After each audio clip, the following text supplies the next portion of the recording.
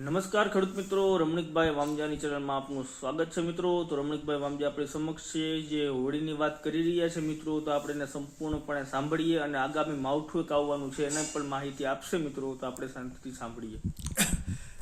નમસ્કાર ખેડૂત મિત્રો, દ્વારકાની દયા, સોમનાથમાં દયા ને શ્રી રામચંદ્ર ભગવાન દયા અને મા ઉમિયા માતાની દયાથી આજે આપણે ઉત્તરાયણનો તહેવાર, હોળીનો તહેવાર 24/3/2024 રવિવારના ઉત્તરાયણ આવે હોવાથી આ તહેવારની અંદર ઘણું જાણવા મળે છે।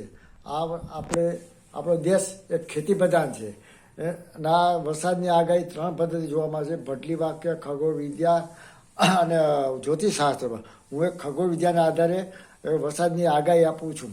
આ 32 વર્ષથી હોળીના પવનને આધારે, હોળીનો પવન એક જોવાની પદ્ધતિ હોય છે।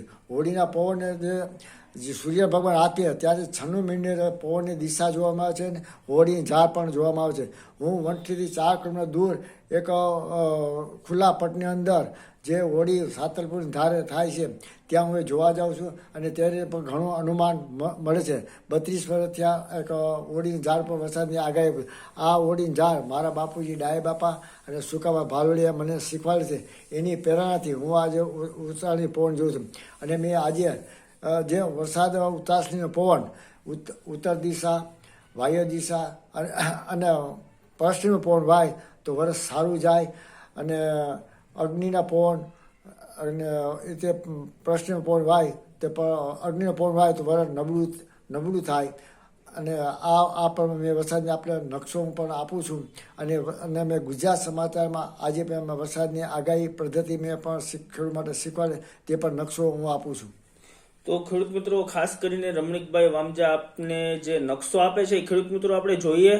તમે પણ વરસાદની આગાહી કરી શકો, અનુભવ છે રમણીકભાઈ પાસે 30 વર્ષનો, પણ આપણે પણ શીખી શકીએ અને રમણીકભાઈ પાસેથી જાણી શકીએ અને આપણે પણ ખ્યાલ આવે કે કયા પાકનું વાવેતર કરવું જોઈએ।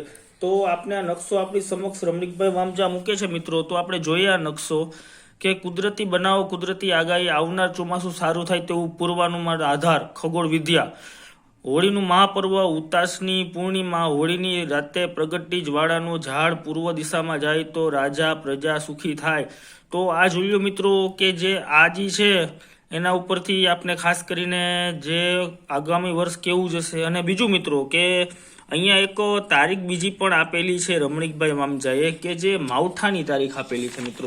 તો આપણે એ પણ જોઈ લે માવઠાની તારીખ કે 22 થી 24 તારીખ સુધી માવઠું થવાની શક્યતા છે મિત્રો। તો આપણે એ રમણીકભાઈ વામજાને પૂછીએ કે માવઠું આજે વાતાવરણ જે છે અત્યારે એ આજે વાદળછાયું વાતાવરણ યુ છે, તો એના વિશે કઈ ખેડૂત મિત્રોને માહિતી આપવાની ખરી? વરસાદની આગાહી એક પદ્ધતિ હોય છે।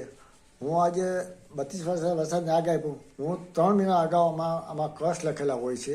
આ કશને અનુમાન છે, એક વિજ્ઞાન છે, ગણિત છે, કોઈ દોરા ધાગા કરતો નથી અને 22 થી 24 તારીખમાં વાદળીયું હવામાન થાય, ઉત્તરાયણ પર વરસાદ થાય તો વરસ સારું જાય તેવું મારું પૂર્ણમાં છે।